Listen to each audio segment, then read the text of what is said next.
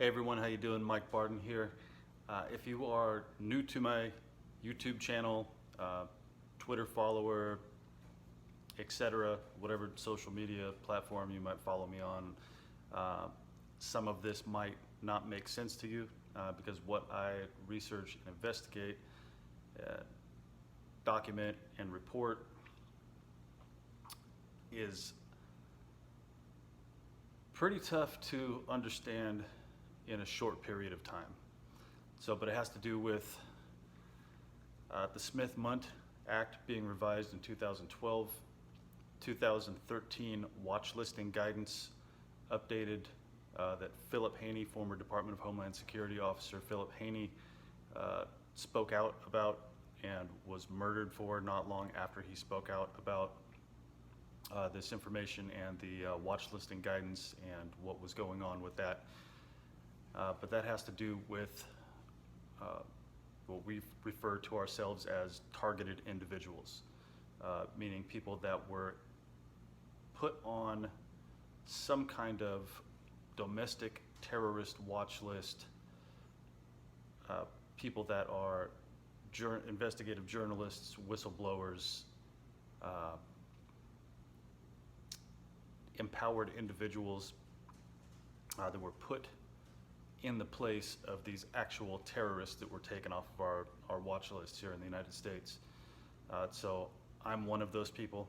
I've gone through a long-term trauma-based psychological operation.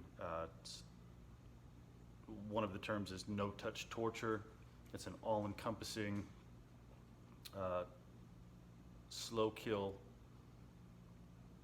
takedown program, basically. In East Germany, the Stasi called this tactic against the dissidents, they called it Zersetzung, meaning erosion. And basically all aspects of your life are attacked covertly in different ways. There's multiple different things that are targeted at individual experiences, and one of those things that a targeted individual will experience is street theater. And a lot of times this street theater will be used for trauma-based mind control, which is not literally mind control, through technology and different things like that, but traumatic events that occur over and over in a targeted individual's life to keep them in a state of disarray and to basically dissociate their brain, which eventually will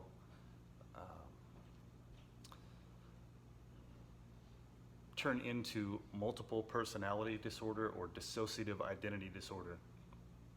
If a person is in a constant state of trauma, the brain will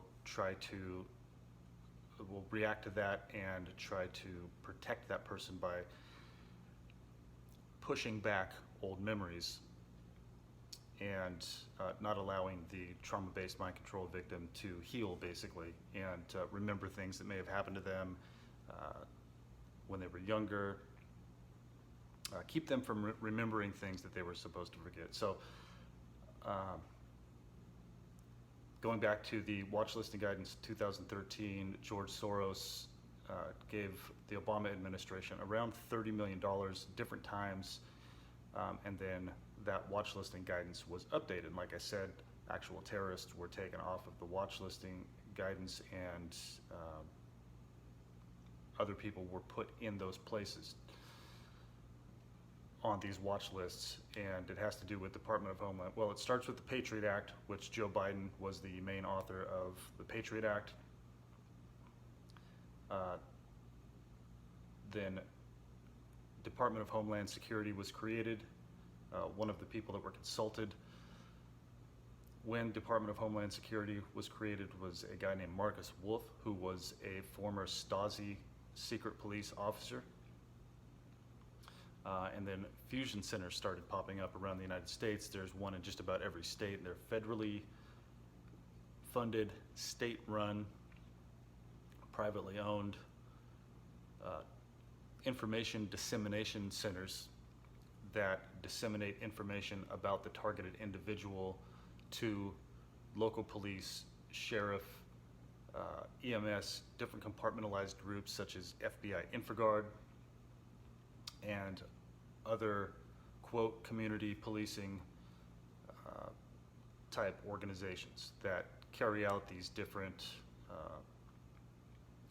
tactics against targeted individuals. So now, I don't believe that a lot of these organizations, these groups that carry out these operations understand that they're going after good people, and they don't everything is compartmentalized. So they're only given a little bit of information. They just say, we need you to carry out this event, we need you to do this certain thing, and they don't really know exactly what the broader picture is, what they're doing to people. So they trust their guidance, they trust their intel, and they're reimbursed for doing these type of things, so they just go ahead and go along with it, and they're probably told, hey, you're going after terrorists, you're helping us keep the streets safe, there's bad people, they've done fill in the blank, this, or this, which is what we call a slander campaign. So if somebody is in a position to basically attack a targeted individual, if something negative has been told to that group about the targeted individual, it makes it easier for them to carry out these tactics on the TI, because it's a psychological operation, psychological torture. I asked a question on Twitter to people. I said, what is worse, physical pain or psychological pain? And I think around 300 people responded, and I'd say about 90-something% of the people responded that psychological pain is much worse than physical pain. It takes longer to heal. It's harder to prove that you're going through psychological torture, because a physical injury is obvious. But psychological torture is a terrible, evil thing, and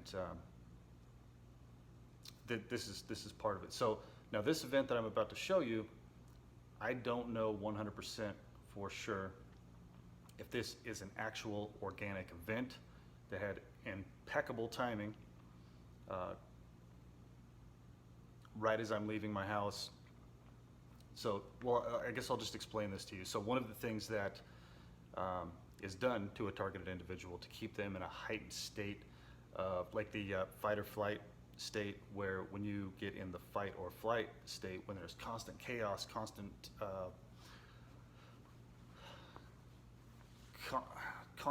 noise, and just negativity going on around you, you go into a fight or flight state, which raises your cortisol levels in your body. And the human body is not designed to be in that state continuously over a long period of time. It's designed to go into fight or flight every once in a while when you're in fear for your life. Then you either run or you protect yourself. But if those cortisol levels are raised for a long period of time, it starts to physically deteriorate your body. And that's what I've experienced over the last 3 years. I realized that I was a targeted individual of May of 2017, when I completely started understanding that what was going on in my life were not organic events, but I was being targeted. So last night, I go to pick my daughter up from work, and this has become pretty much a repetitious thing. We leave at the same time, just about the same time, go pick her up, and this has happened a lot in my experience over the last 3 years, going through these type of events, where when you come up to an intersection, some kind of emergency vehicle will pass by at the exact moment that you pull up to that intersection, and that will happen repetitiously throughout the day. Wherever you go, there happens to be somebody going code 3, lights and sirens, really loud, stimulating, negatively stimulating event that occurs over and over and over and over. And I've documented that over the last 3 years, done my due diligence to show that it's pretty much statistically impossible that this type of thing would happen like I said, organically over and over and over and over again. This is the only way that you can really document this that I've gone through, that I know that a lot of other citizens have gone through, is over a long period of time and showing the timing and repetition. So in the video here, I'm going to show as I'm leaving the house, right as we come up to the intersection leaving our neighborhood, EMS unit drives by code 3, go to pick up my daughter. It's several blocks away. Pick her up, come back, and on the way back, as you'll see here in this video, on the way back, as we get off of the off-ramp from the freeway and come back onto Avondale Boulevard, which is the street we live on, the main street here in Avondale, Arizona, the town that I live in, another EMS unit just happens to come up behind us. So as a former firefighter, I know that at the scene of a crash, when first responders show up, they can basically identify trauma victims within the first few minutes of arriving on the scene. So say there was a rollover accident, there's 2 vehicles involved, they'll be able to identify how many individuals were in this incident and if those people have trauma. And if they need an EMS unit to show up, code 3 to take them to the hospital. So usually in that type of incident, there are plenty of EMS units to respond to the incident, all within a short period of time. So the first one that we see responding is as we're leaving the house, and about 20 minutes later, I'm just guesstimating, about 20 minutes later is when the second EMS unit is arriving, and like I said, they just happen to come up behind us off of the off-ramp, and we have to pull over. So as you'll see in the video, I drive up Avondale. I want to go investigate this situation because I'm having a feeling that this is possibly a street theater event. And, you know, that's my personal mission, to document what's going on in my life and to speak out for other targeted individuals and for taxpayers, basically, that the tax money is taken from them and put into these federal programs, and literally propaganda through our public safety organizations is being carried out on our streets via George Soros for trauma-based mind control, traumatic events, kind of like the fireworks that were going off for almost a month around 4th of July, these all of the looting and the riots that are going on in the cities on the streets. This is another type of no-touch torture where people are being agitated. It's the same type of thing, only this, what I'm speaking of, is more of a directed, more of directed events towards the targeted individual. What the other things that I'm talking about, the looting and the riots, the fires, and all of the chaos, businesses shutting down all over the United States, that's more of a mass gaslighting and no-touch torture type of thing. The mandates on masks, taking away your rights, making you feel uncomfortable, putting you just in this uncomfortable situation of uncertainty and fear.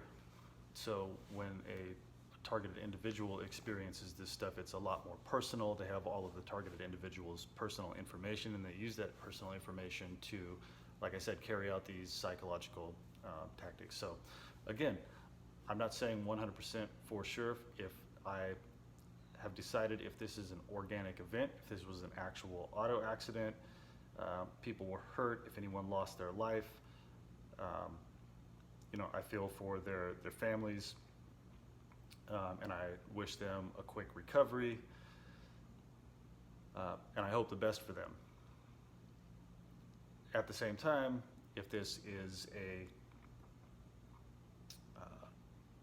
Department of Homeland Security funded type street theater psychological operation that was a response to something I've done recently in my investigations into this, my reporting on this, then I want to show that that is one, unconstitutional. It's considered domestic terrorism because they're causing chaos and agitation in the streets of our cities with taxpayer money.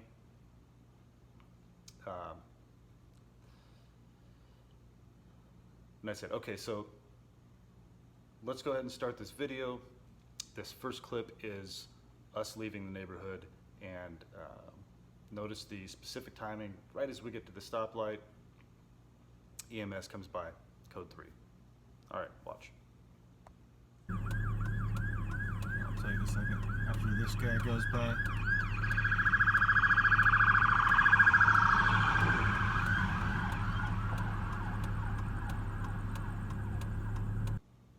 Okay, like I said earlier, this second EMS vehicle is right behind us, coming off the freeway, approximately 20 minutes later. Behind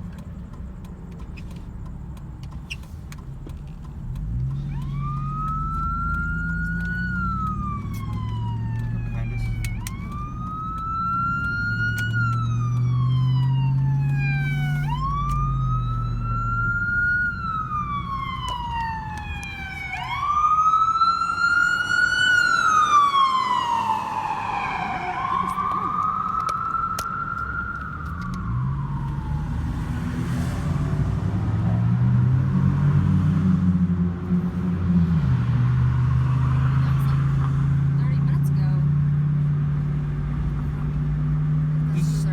This is some street theater going on right now.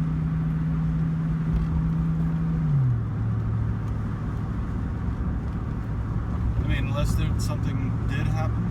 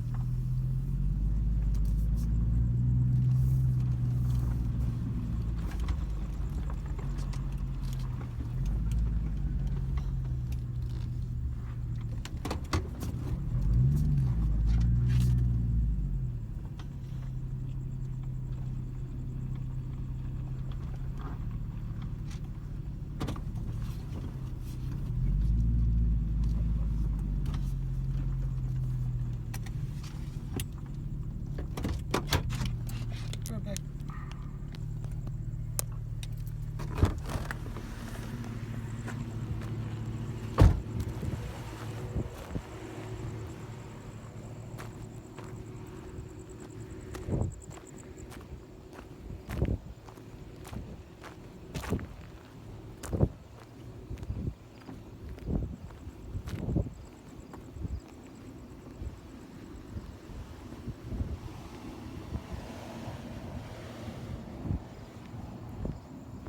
buddy, how you doing?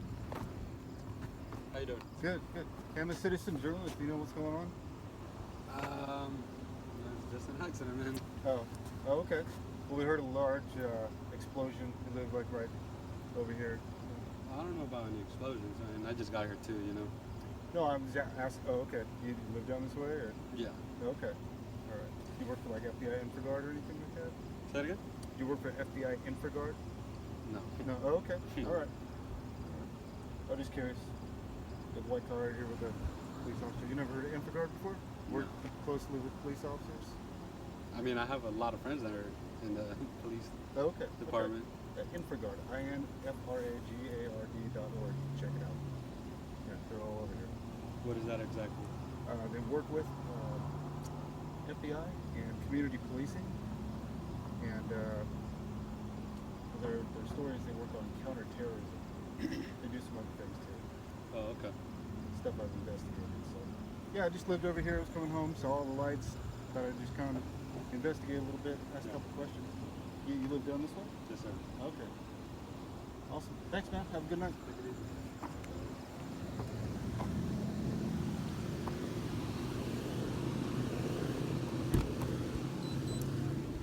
Officer, just accident down this way? Or? Yes. Okay. Thank you.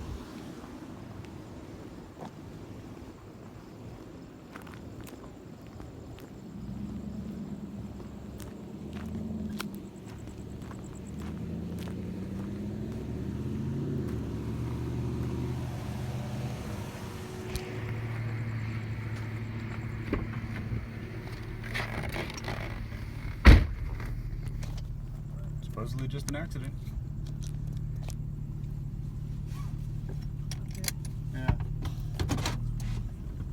Seems a little much for a car accident. Okay, so I'm not being insensitive.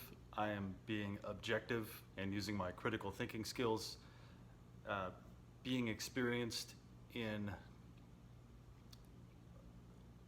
encountering numerous street theater events that if you don't experience this personally, it's very hard to understand how much time and effort and acting, some good acting, some bad acting, goes into these things. And it's pretty amazing. So again, if this was an organic event that occurred, if people were actually injured, if anyone lost their life, I'm sorry for your loss. But this video is just about being objective and documenting possible street theater and showing people what the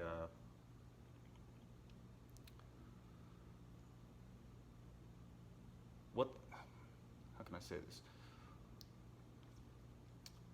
The differences between Planet Hollywood and reality. All right, watch this short clip from a telenovela.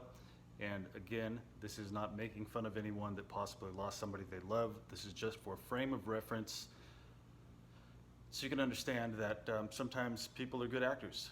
And I actually hope that's the situation in this case. I hope nobody lost somebody they love. But just watch this quick clip.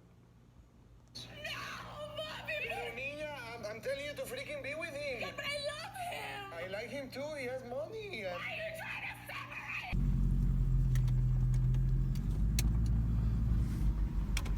Yeah, like, why are they all just sitting there? Is there like, no other way to get around it? Yeah. Shit. Like, they just maybe told her that somebody Didn't make it. make it or something.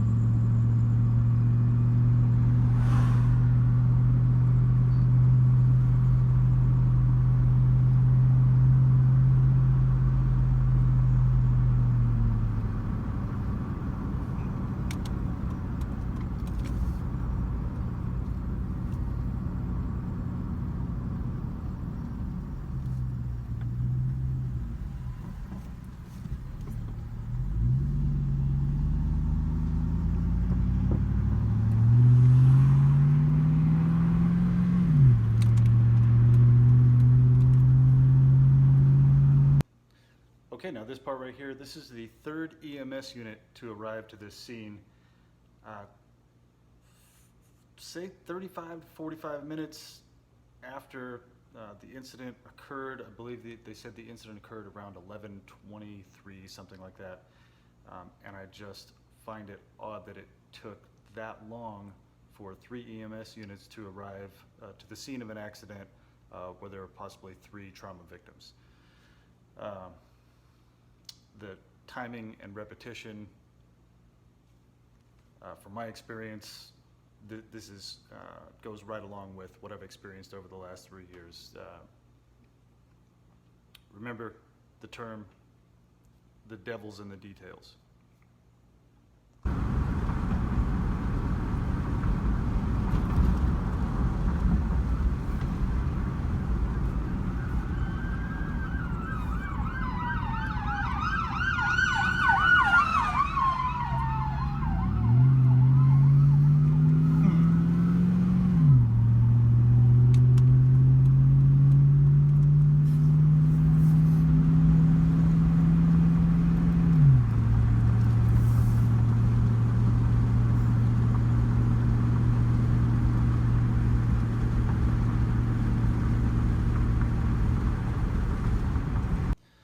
Okay, so I wanted to do some follow-up on this incident, and I got on Google, searched for auto accidents, auto crashes, Avondale, Arizona, try to find some kind of news report on this, police report, something, and I couldn't find anything, and I'm usually pretty good at finding, doing my research and finding information that has been disseminated to the public, and a lot of times when there is an accident, you'll see it within hours on social media, on a news report, in real time. If there's an accident on the freeway, there will be video from the surveillance cameras that are on the freeway for live news broadcasts, and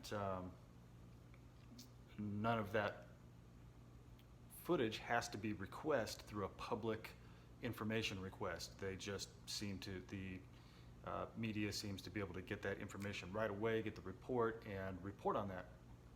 So now when I called the Avondale Police Department, who had responded to this incident, and the Maricopa County Sheriff also responded, along with, I'm sure, Avondale Fire and local EMS, the ambulance, sorry, Emergency Medical Services, the ambulance. But the first person I spoke with was the 911 operator, who told me that this was a rollover accident. There were 2 vehicles involved. And then I asked for more information and gave them my phone number, and Officer Morales over here at the Avondale Police Department called me back, actually in a pretty timely fashion, so thank you for calling me back so quick. I appreciate that. And then couldn't even give me the same information that the 911 operator had given me, who the 911 operator is not actually a police officer. Then the police officer would not give me the same amount of information that the operator gave me. And well, here, just watch the video. The first part is me talking to the operator, and then the second part is getting the phone call back from the Avondale Police Department. Thank you for calling the Avondale Police Department. If this is a life-threatening emergency, hang up and dial 911. Gracias por llamar al Departamento de Policía de Avondale. Si tiene una emergencia que ataca la vida, cuelgue y marque 911. Para continuar en español, oprima 9. To speak to an officer, report a crime, or for animal control, press 1. Wait while I transfer your call.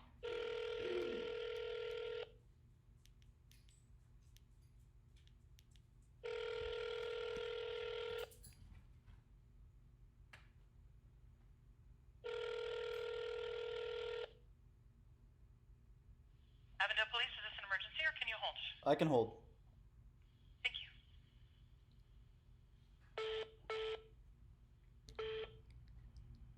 Thank you, building. How can I help you? Yes, I am a resident, live right across the street from the station here, and I was just curious about the accident that occurred, or the crash that occurred last night about midnight on Avondale Boulevard near the NASCAR track. I'm trying to look up some news. I'm trying to find some information about this incident, and I cannot find anything anywhere. Who'd be able to help me with information about that? Do you have, unfortunately, sir, we've had several accidents It was in that area in the last couple days. Do you have a little bit more information? yeah, it was last night, just about after midnight, and it was on Avondale Boulevard, just near the NASCAR track, PIR. I think it's called ISM now. Looked like possibly at the intersection where the Circle K is. I mean, it had to have been the largest incident last night. There was at least 10 PD cruisers, sheriffs. There Oh, were gosh. Okay. EMS traveling at high rate of speed, going code 3 to and from the accident. Okay. Okay. Unfortunately, I wasn't here last night, so I'm going to try my best to help you. But if nothing else, I can put you in touch with my desk officer. Maybe she can look up the report number and give you some information on it. Hold on just a second, okay? All right.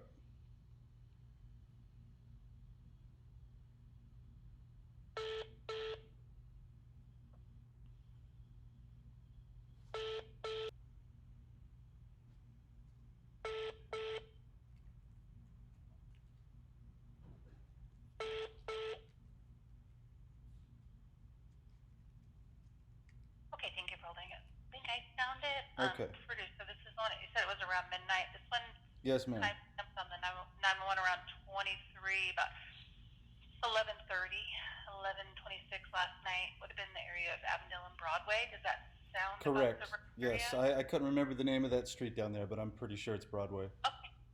All right. I can only give you very limited information because of privacy reasons, but I can. What kind of information do you need?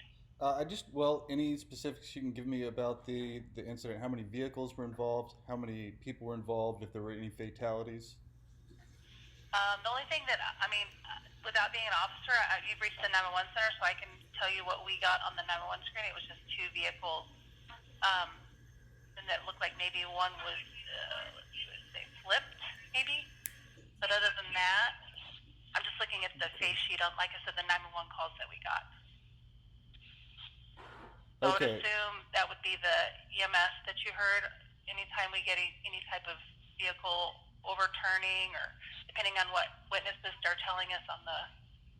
Yeah, no, On they the were phone running. call? Yeah, they were running code 3 on the way there and back. I'm a former firefighter, so I'm kind of familiar with Oh, okay. how they run.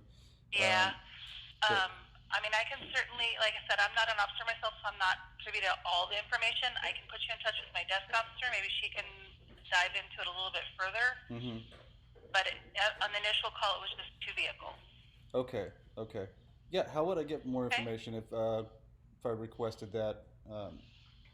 Yeah, I'm also a citizen journalist, so I do some investigative research, different stories, my local area, and well, actually worldwide. Okay. But yeah, just like a little bit more information about that.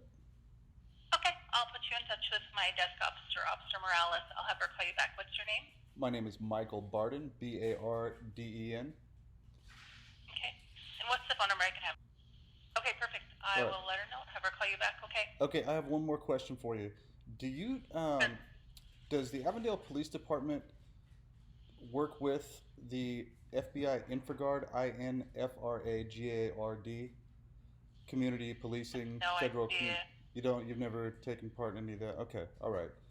No, All right. that would be a question for maybe the desk officer, though. She might be able to answer that for you. Okay, well, I ask everybody everything. Okay. I treat everybody equally. So, all right. Well, I appreciate your help, and I'll look forward to that call from Officer Morales. Yes. Okay, thank you for your time. Have a good day. All right, thanks.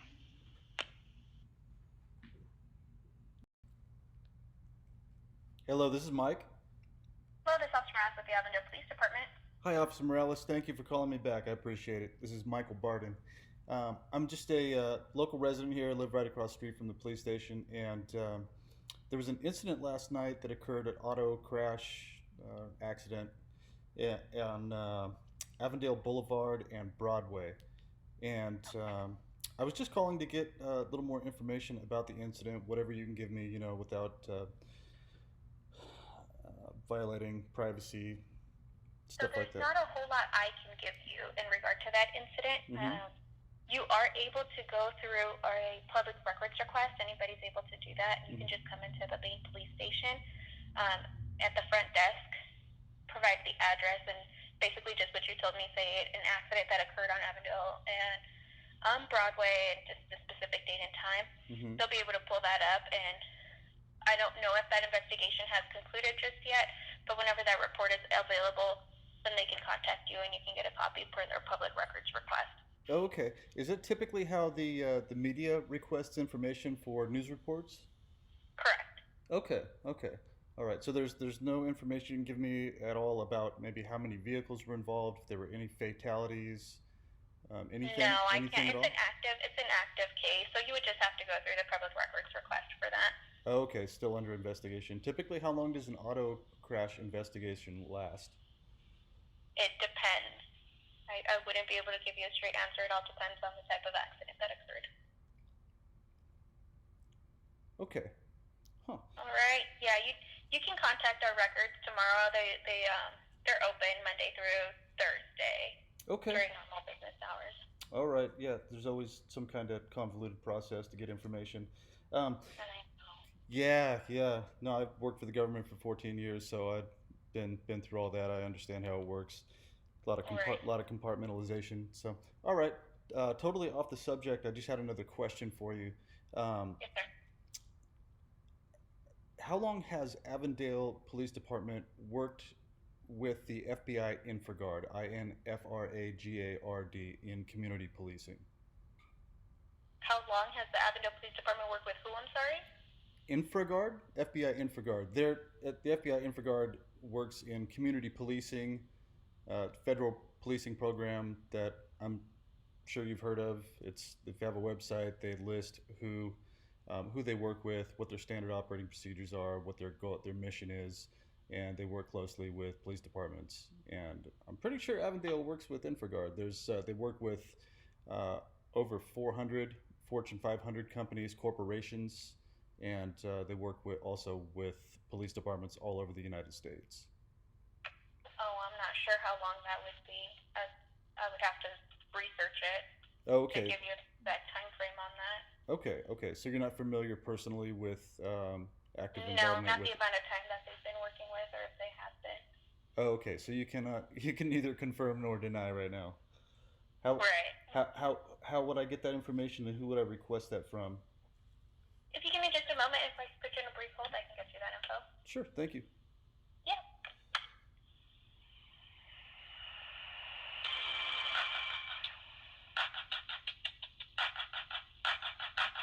Still there? I'm still here. Okay. So what was you just wanted to find out where you could find additional information on the FBI and their community outreach policing programs? Well, no, to find out the information about Avondale Police Department having a contract or working with the FBI Infragard. I mean, it's a pretty standard thing. It happens all over the United States. Well, we don't have association with the FBI because we're separate government entities. Well, no, they're federal policing programs or mandates that are sent down through the federal government to local police departments that take part in anti-terrorism and community policing. And local police departments receive federal funding from the FBI Infragard.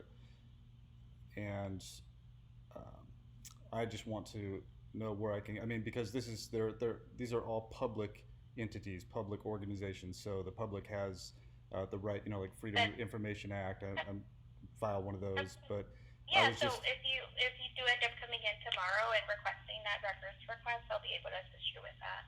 Okay, so any information about that has to go through an official information request. You can't just provide that to the public or a reporter. The what? The information about working with the FBI Infragard, because I mean it could be a positive thing that you're working with community policing to keep the streets safe, etc. So people want to know about this kind of stuff, and it's just something that I've been looking into for a while, investigating. Yeah. So, okay, so that's, I have to also come in and fill out a public information request through the police department for that information. No, if you wanted just additional resources, the front desk will be able to provide you those. Additional resource, oh, Are you, okay. if you're just, it seems like you're just looking for additional information, correct? Yeah, I'd just like to know if the Avondale Police Department works with the FBI Infraguard. Well, they're both different, we're separate government entities. Yeah, but a while back, the federal government wanted to keep federal and local police. They wanted to kind of get them all on the same page and have them communicate with each other better. And then they started actually putting in fusion centers. I'm not sure if you're aware of what a fusion. I'm not familiar with that. No. Yeah, Fusion Center is a federally funded, state-owned information dissemination group, basically. And so we'll have mass data collected on us. I'm sure you're aware of that, if you've ever heard of Edward Snowden. So all of our information is collected illegally, actually. And that information is disseminated to state-owned but federally operated fusion centers. And then people that are that have been illegally watch listed through the via the Department of Homeland Security through the FISA court, the Foreign Intelligence Surveillance Act, people that are put on these quote watch lists will have their information that's illegally obtained disseminated to these fusion centers, and then that information goes out to local police, sheriff, different compartmentalized organized groups like Infraguard, Citizen Corps, et cetera, et cetera. There's a lot of them. Through the FBI? Through the FBI Infraguard is one of those compartmentalized groups. So, but Department of Homeland Security runs the fusion centers. Yeah, so there was a lot of, there was watch list updating in 2013. Obama updated watch listing guidance in 2013, and a bunch of actual terrorists were scrubbed off of these watch lists, and then patriotic, nationalist type, journalists, whistleblowers, people like that were put on these watch lists, and the DHS watch lists were actually used to go after good American citizens. I do interviews on radio talk shows, video talk shows. One I was recently on is called Caravan to Midnight, and what I'm referring to, there's a Department of Homeland Security officer named Philip Haney, and he uncovered this information, and he came out and he spoke on the same talk show that I did about a month before I did, and coincidentally he was murdered less than a month after that, putting out this information. And so this is something that I'm investigating and trying to carry forth Philip Haney's investigation on this whole thing. It has to do with General Flynn. I'm not sure if you've heard of General Michael Flynn, who was targeted by the FBI as well. Oh, no, I have not. You have not heard of General Flynn, that was National Security Advisor for Donald Trump, who was targeted by the FBI, set up by the FBI. He's going through a court process right now and trying to prove that the FBI set him up. Yeah, so that's General Michael Flynn. That connects to Philip Haney. So, yeah, I found myself right in the middle of doing all this research and trying to figure out all this stuff. Well, yeah, because I was targeted actually during the Obama administration, and I've gone through a site. Basically, they call it no-touch torture. It's a psychological operation that the infiltrated federal government. You know, there's good people and bad people in the government. I'm sure you're aware of that. And I mean, that goes for everything. Well, it does, but that's what we're working on, cleaning out the people that are not operating under the Constitution, people that are using weaponized systems against good citizens in the United States that have received no due process. The FISA court allows no due process. The Constitution states that if you're accused of a crime, that they have to let you know that you've been accused of that crime, and then you have to be able to go through a court process to be able to defend yourself, and the FISA court does not allow that. So a lot of good people are going through these psychological operations, no-touch torture. There's a lot of different things that are involved in that process, and that's happened to me since at least 2013. And What government entity did you work for? Did you say you were part of the government for 14 years? yeah, I worked for the Air Force. I was a crash fire rescue firefighter for 5 years, active duty, and then I was a journalist, trained at the Defense Information School at Fort Meade, Maryland. So I did photo, video, and broadcast journalism, and I worked directly with a bunch of different people, generals, congressmen, senators. Worked in the news basically with mainstream news. We did different things with them, and I got to see a lot of the kind of the inside operations and see what was going on and how propaganda was being used against our own citizens here in the United States. And there was an act called the Smith-Mundt Act that made it illegal to use propaganda against our own citizens. And that Smith-Mundt Act was revised in 2012, and all of the sudden mass shootings started skyrocketing. All of these chaotic events started happening on our streets, in our society, and people think of propaganda only being used in the news, in newspapers and magazines and stuff like that. But this propaganda is being carried out on our streets in real time by what we call LARPs, live action role players, and a lot of it is funded through George Soros. I don't know if you've heard of who George Soros is, but he has paid a lot of money to change. He gave Obama actually $30 million right before this watch listing guidance was updated.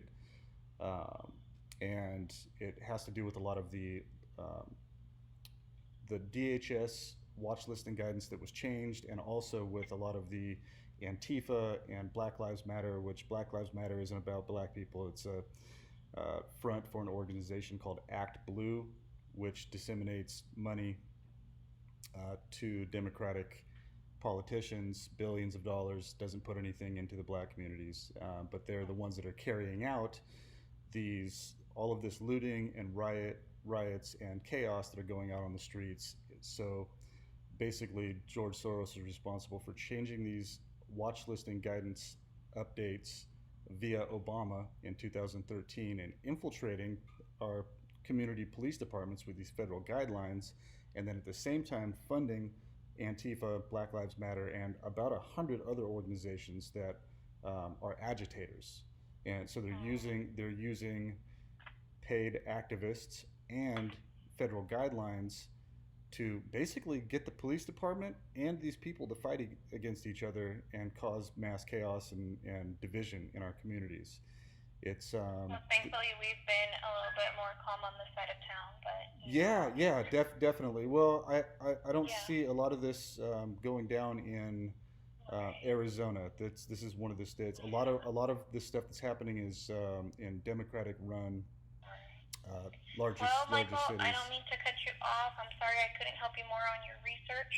No, that's okay. That's okay. I do this with everyone I talk to. I do the same thing with somebody. Well, I hope you have a great day. I do have to go now. Okay. Well, I hope I said, you can do your records request for that accident that occurred. They'll be able to help you with that. Okay. Okay. Well, I hope that information was helpful for you. And it was. Thank you. I appreciate it. I'm sorry. I wish I could have helped you more on that. Okay. Like I said, our front desk does have a lot of resources, so if you need those, okay. Awesome. Thank you so much. Have a good day. Alrighty. Best of luck to you. Okay, to end this video, I want to reiterate that I am not anti-police at all. I'm not anti-fire department. I'm a former firefighter. I'm not anti-emergency medical services at all.